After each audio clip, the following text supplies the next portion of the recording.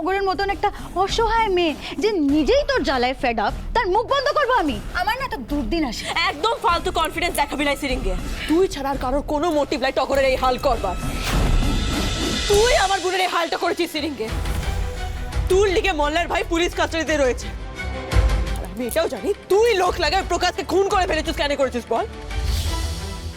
কি জেনে গিয়েছিল টগর বল? এই গলা নামিয়ে কথা বলতো। একদম আমার বাড়িতে দাঁড়িয়ে আমার সামনে চিৎকার করবি না বলে দিচ্ছি। তুই আগে আমার প্রশ্নের জবাব দে সিরিঙ্গে। টগর কি জেনে গিয়েছিল বল?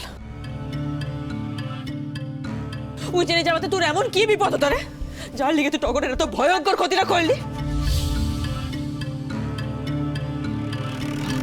তুই আমাকে জবাব দিয়ে নইলে কিন্তু আমি কি করবি তুই? দেখবি আমি কি করব। তোকে কিন্তু খবরদার পারুল, তুই ভুলে যাস না তুই আমার বাড়িতে দাঁড়িয়ে আছিস।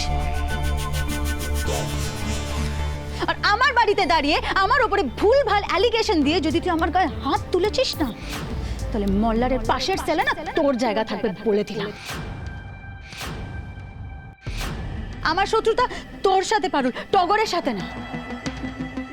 শোন পারুল, তোর শত্রু আমার বন্ধু।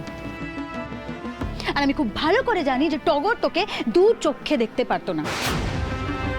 আর তাই যখন ও বসু বাড়ি ছেড়ে আমার কাছে আশ্রয় চাইতে এসেছিল, তখন এক কথা আমি রাজি হয়ে গেছিলাম আর ওকে থাকতে দিয়েছিলাম। যদি টগরের কোনো ক্ষতি করার হতো তাহলে তো আমি এই বাড়িতেই করতে পারতাম। ও কবে বসু বাড়ি ফিরে যাবে আমি তার ওয়েট করতাম কি? করুস লাই, কারণ ও তখন আমার জীবন সম্পর্কে কোনো ভয়ঙ্কর সত্যি জেনে যায় লাই। তোর জীবনের এমন কি ভয়ঙ্কর সত্যি থাকতে পারে ভাই? তুই কে রে? হ্যাঁ কে তুই? গেও মেয়ে সারা গাছের ভূত একটা। অ্যাক্সিডেন্টলি বসু বাড়িতে বিয়ে হয়ে গেছে বলে এই তো যাতে উঠলি রে।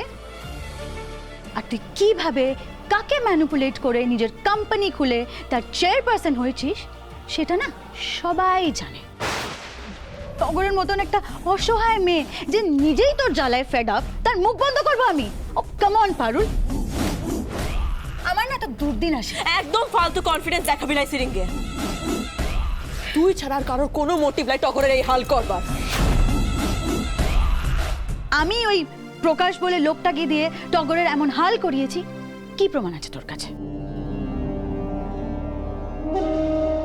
তুই দেখা আমাকে প্রমাণ, প্রমাণ দেখা।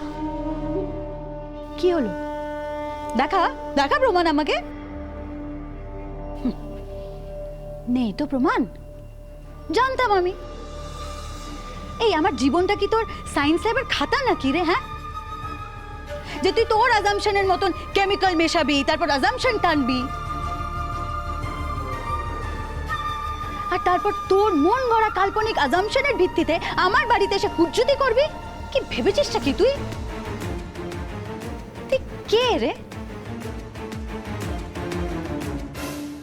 তুই কোন সুপার উমেন রে যে ইন্ডিয়ার আইন কানুনের বাইরে থাকিস বলে নিজেকে ভাবিস? তুই ফের যদি প্রমাণ ছাড়া আমার বাড়িতে এসে হুজ্জুতি করেছিস না পারুল, তাহলে তোকে আমি এমন কেস দেবো যে ঘোড়াদের বাইরে পা রাখার জিন্দগিতে অপশন পাবি না তুই।